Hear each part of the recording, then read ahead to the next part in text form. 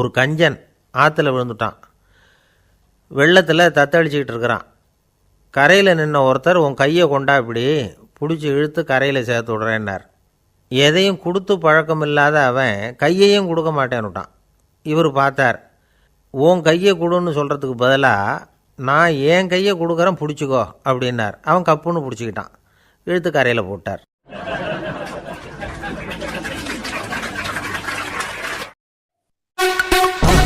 மறக்காம சர்ப்ரைஸ் பண்ணுங்க.